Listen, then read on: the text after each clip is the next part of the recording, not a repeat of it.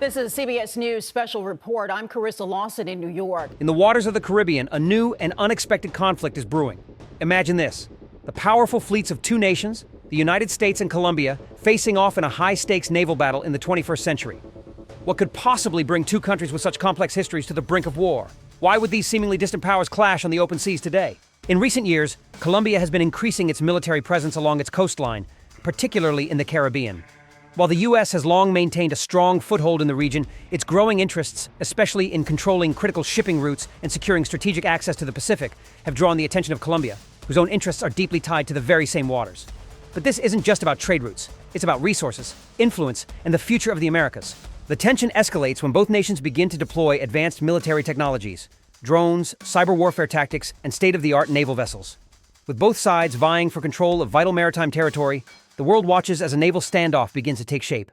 But as the standoff intensifies, the lines between diplomacy and conflict start to blur. What starts as a series of confrontations soon escalates into full-fledged naval warfare. In this high-tech, high-risk battle, the world's most powerful navy faces off against one of the most determined and strategically positioned nations in Latin America. The stakes are incredibly high, with consequences not just for Colombia and the U.S., but for the entire region. How will this conflict unfold? Who will emerge victorious from the waters of the Caribbean? This is no longer a matter of diplomacy alone. It's a matter of military might, strategic maneuvering, and geopolitical control. The question is, what will it take to end the conflict? Will negotiations succeed, or will the battle escalate into something far larger, pulling in other global powers with vested interests in the outcome? The stage is set for a battle that could reshape the balance of power in the Americas. As tensions rise, both countries prepare for the most intense naval engagement in modern history. But the question remains, can the U.S. and Colombia avoid full-scale war, or will this naval conflict be the spark that ignites a much broader confrontation? Stay tuned as we dive deep into the heart of this conflict, breaking down every move, every tactic, and every possible outcome in this extraordinary showdown between two nations vying for dominance in the modern age. In the next few minutes, you'll find out how this naval clash could change the world forever. Don't go anywhere. The year is 2025, and tensions between Colombia and the United States have reached a boiling point. While the two countries have maintained diplomatic relations for decades, a growing rivalry has emerged in the strategically vital waters of the Caribbean and Pacific.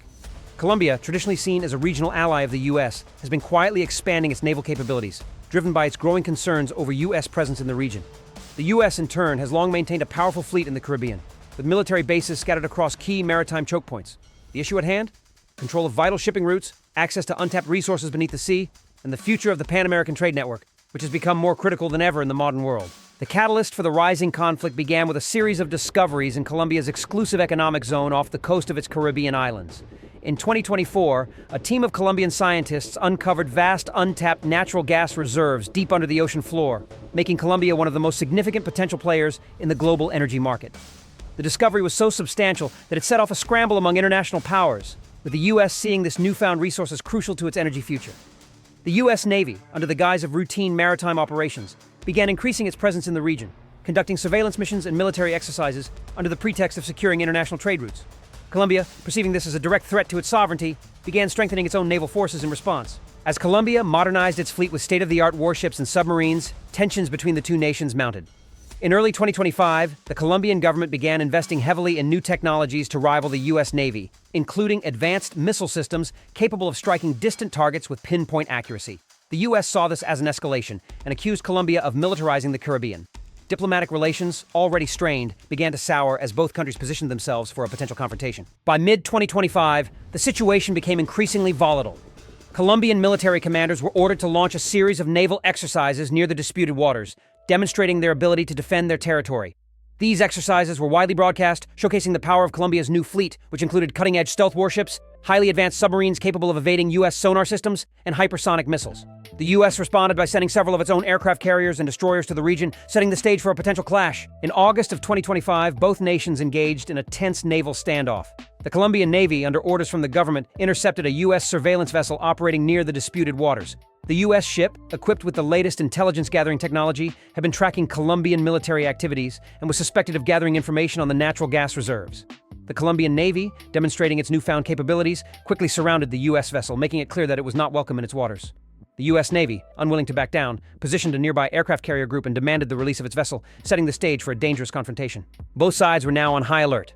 On one hand, Colombia had the upper hand in terms of regional knowledge and naval positioning, while the U.S. held the advantage of technological superiority. Tensions escalated further when Colombian warplanes began flying over the U.S. carrier group, testing the limits of U.S. air defenses. The U.S. responded with a series of warning shots fired from its destroyers, but Colombia held firm, refusing to back down. As the standoff dragged on for days, the world watched in suspense. Global markets fluctuated as fears of a military conflict between two major powers in the Western Hemisphere loomed large. While both nations were reluctant to go to war, the stakes were incredibly high. For the U.S., it was about maintaining dominance in the region and securing vital resources. For Colombia, it was a matter of protecting its newfound wealth and sovereignty.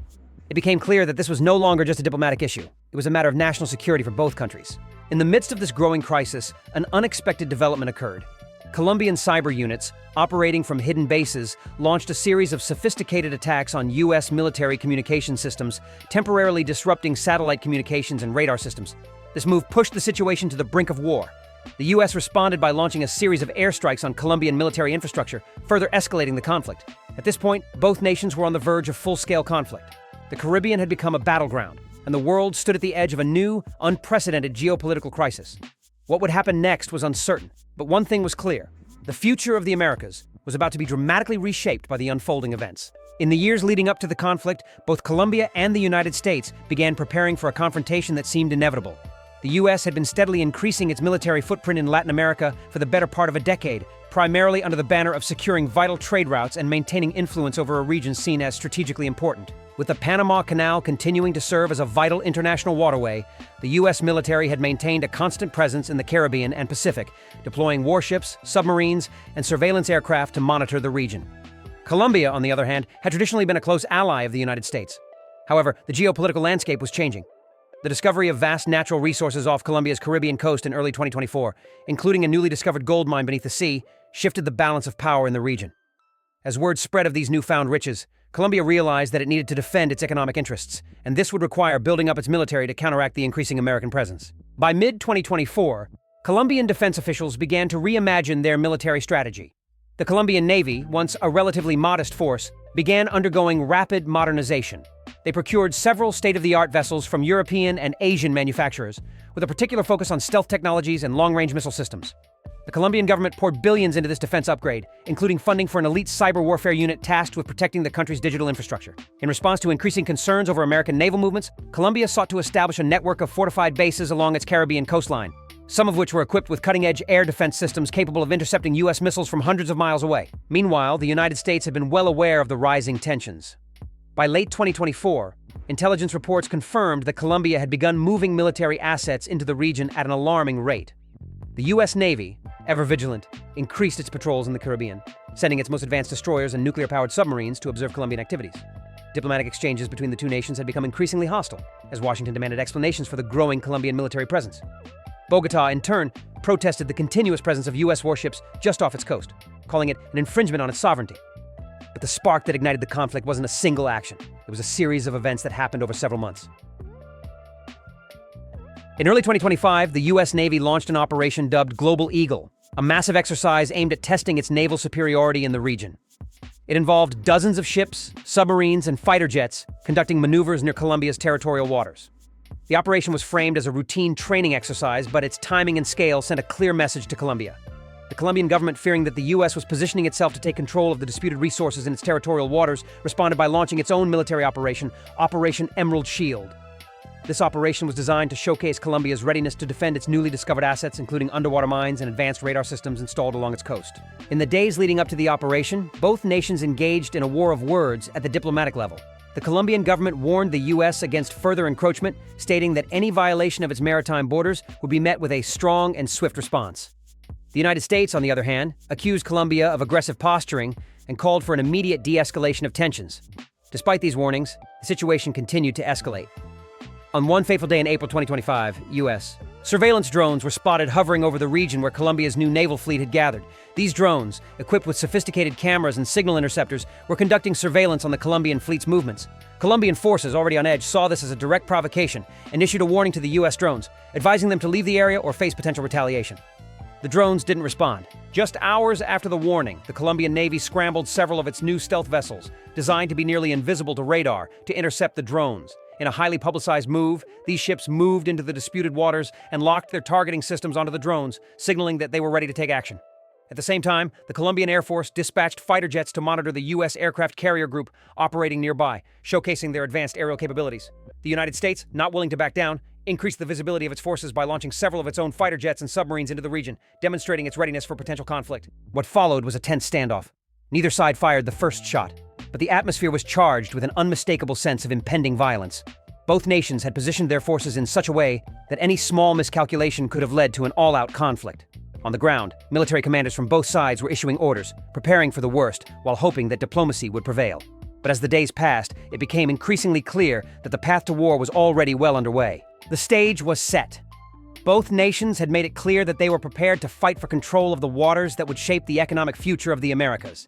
The build-up to the inevitable clash was as much a test of military power as it was of political will. The world held its breath, watching as two mighty forces in the Western Hemisphere prepared for a showdown that could reshape the balance of power for generations to come. The situation between the United States and Colombia reached a boiling point in the summer of 2025. What had started as a series of diplomatic tensions and military buildups was now on the verge of escalating into full-scale naval warfare. In the early days of July, Colombia launched its highly anticipated military operation, Operation Emerald Shield, which was designed to defend its territorial waters and newly discovered resources. At the same time, the United States, determined to maintain its influence over the region, responded with a military operation of its own, codenamed Atlantic Resolve, which involved the deployment of several aircraft carriers, submarines, and long-range missile systems to the Caribbean. The world watched with bated breath as both sides moved their forces into position, ready for an inevitable clash. The first major confrontation occurred on July 6, 2025, when a Colombian stealth vessel, the Carmichael, made its way toward a U.S. surveillance ship operating near the disputed waters. The Carmichael, equipped with advanced radar jamming technology and armed with long-range surface-to-air missiles, was one of the crown jewels of Colombia's naval modernization program. Its mission was clear: to send a message to the U.S. that Colombia was ready to defend its waters at all costs. The U.S. vessel USS Independence was conducting routine reconnaissance, but the Colombian Navy saw it as an unauthorized intrusion into its exclusive economic zone. The Carmichael approached the USS Independence with alarming speed, its missiles locked onto the surveillance ship's radar systems. The Colombian crew made it clear they would not hesitate to fire if provoked, and in the tense moments that followed, the world held its breath. At the last moment, the U.S. vessel made a sudden maneuver, evading the Colombian ship by deploying a series of decoy drones, which successfully distracted the Carmichael and allowed the U.S. ship to escape unscathed. But the message had been sent. Colombia was not going to back down. The United States, not wanting to appear weak, immediately escalated the situation by launching a series of air patrols over the Caribbean, with fighter jets deployed from the USS Roosevelt aircraft carrier group. These jets circled the Colombian coastline, sending a clear signal that the U.S. was prepared for further escalation. The following days saw an intensifying standoff between the two forces. Colombia's response to the U.S. air patrols was swift and decisive. Colombian fighter jets, piloted by some of the best-trained pilots in the country, took to the skies to challenge the U.S. presence. Their mission was to assert Colombia's airspace sovereignty and send a message that any further incursions would be met with resistance. As the U.S. jets circled the Colombian coastline, the Colombian Air Force deployed its advanced Mirage 5 jets, modified to carry long-range air-to-air missiles and equipped with high-tech infrared targeting systems. These jets intercepted U.S. aircraft within 50 miles of the Colombian shore, locking their radar systems onto the incoming planes. The tension in the air was palpable, as both sides were mere moments away from open conflict. For several days, both forces engaged in a tense game of cat and mouse, with neither side willing to make the first move. Colombian warships, including a new class of stealth frigates, patrolled the Caribbean waters, maintaining a constant presence near the U.S. aircraft carrier groups. On the other hand, the U.S. Navy responded by sending submarines deep into Colombian waters to gather intelligence and prepare for any eventual confrontation. These submarines, armed with precision-guided torpedoes, were in a prime position to strike if the situation escalated.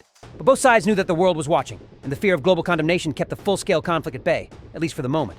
On July 13th, the situation took a dramatic turn. The Colombian Navy, which had been quietly mobilizing additional forces, launched a series of coordinated attacks on U.S. reconnaissance drones that had been hovering over key military sites.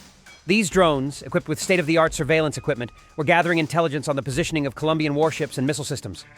Colombian cyber units, operating from secret bases along the coast, had been monitoring the drones for days, waiting for the perfect moment to strike. That moment came when a swarm of drones attempted to cross into Colombian airspace. Within minutes, the Colombian Navy launched a barrage of anti-air missiles, taking down a total of 5 drones in a matter of hours. This marked a significant escalation in the conflict, as the U.S. had relied heavily on aerial surveillance to monitor Colombian movements. The United States responded by launching a series of retaliatory airstrikes on Colombian military infrastructure, targeting radar stations, missile defense systems, and key naval bases along the Caribbean coast. The airstrikes were precision-guided, designed to cripple Colombia's ability to defend its waters and resources. However, The Colombian military had prepared for such an attack.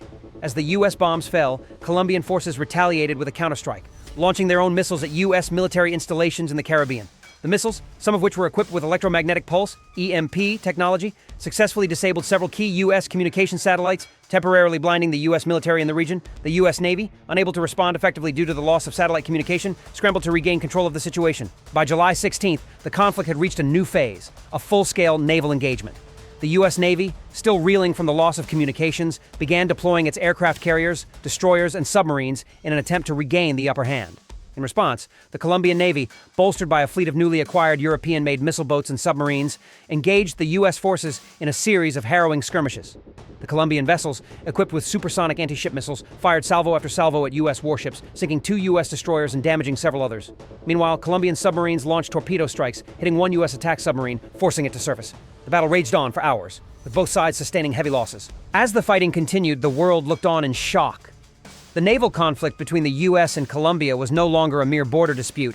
It had escalated into a high-stakes military confrontation that had the potential to draw in other global powers. The international community, which had long been uneasy about U.S. dominance in the region, began calling for an immediate ceasefire.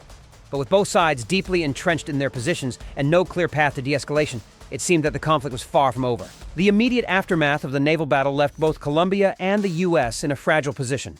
Colombia had demonstrated its military prowess, forcing the U.S. to reconsider its approach to regional dominance. For the U.S., the loss of 2 destroyers and the damage to its submarines marked one of the most significant military setbacks in decades. While both nations were eager to avoid further casualties, the road to peace seemed more uncertain than ever. Would the U.S. recognize Colombia's territorial claims, or would the battle for dominance in the Caribbean continue to rage? The answer to this question would determine the future of the region for years to come.